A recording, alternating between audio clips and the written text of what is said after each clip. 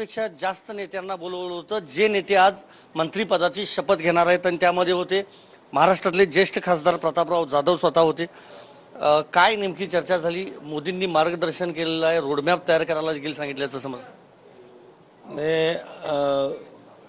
मंत्रिमंडळामध्ये नाव समाविष्ट झाल्यानंतर जी नेहमीची प्रथा असते, आदरणीय नरेंद्र मोदीजी ज्यांना नंतर मंत्रिपदाची शपथ घ्यायची असते अशा सर्व लोकांना चहासाठी आणि औपचारिक चर्चा करण्यासाठी त्यांच्या पंतप्रधान निवासाला त्या ठिकाणी बोलवत असतात।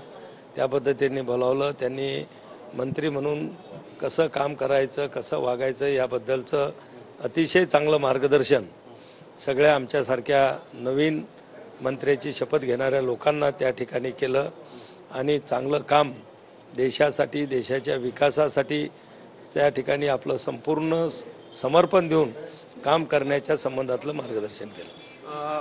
बुलढाण्याचा, विदर्भाचा हा एक सन्मान म्हणायचा, कारण बरीच वर्ष बुलढाण्याला मंत्रिपद मिळालेलं नव्हतं। नाही, ही गोष्ट खरी आहे की हा बुलढाणा जिल्ह्याचा आहे, महाराष्ट्राचा आहे आणि विशेष करून आमच्या शिवसेनेचा हा सन्मान त्या ठिकाणी निश्चितपणानं आजच्या या मंत्रिमंडळामध्ये एक शिवसेनेतला सामान्य शिवसैनिक म्हणून त्या ठिकाणी स्थान आदरणीय नरेंद्र मोदीजीने दिलं।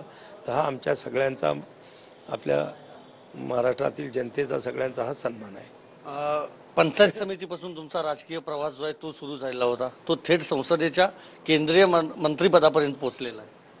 निश्चितच मी सुरुवातीला तालुका खरेदी विक्री संघाचा अध्यक्ष, पंचायत समिती सदस्य, त्यानंतर मार्केट कमिटीचा चेअरमन, जिल्हा बँकेचा उपाध्यक्ष, संचालक, अर्बन बँकेचा अध्यक्ष, त्याच्यानंतर जिल्हा परिषदचा विरोधी पक्षनेता, 15 वर्षे आमदार, आता 15 वर्षे खासदाराचे पूर्ण होऊन आता 4थी टर्म मी या ठिकाणी सुरू केलेली आहे।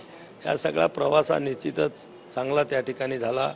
यामध्ये सुरुवातीला या ठिकाणी आदरणीय हिंदुहृदय सम्राट शिवसेना प्रमुख बाळासाहेब ठाकरे, आदरणीय आनंदजी दिघे साहेब यांचं मार्गदर्शन आम्हाला त्या ठिकाणी मिळायचं।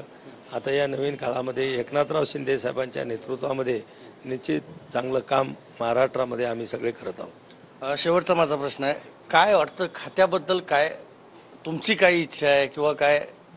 नाही, आता कुठलं खातं मिळेल याचा निर्णय आदरणीय पंतप्रधान नरेंद्र मोदीजी घेतील, पण जी काही जबाबदारी टाकली जाईल त्याला पूर्ण एकरूप होऊन, पूर्ण वेळ देऊन, समर्पित भावनेनं त्या खात्याला न्याय देण्याचा मनापासून माझा प्रयत्न राहील। धन्यवाद आमच्याशी बोलल्याबद्दल। Video journalist Rakesh Kumar sir, मी संदीप राजगोळकर, TV9 मराठी, नवी दिल्ली।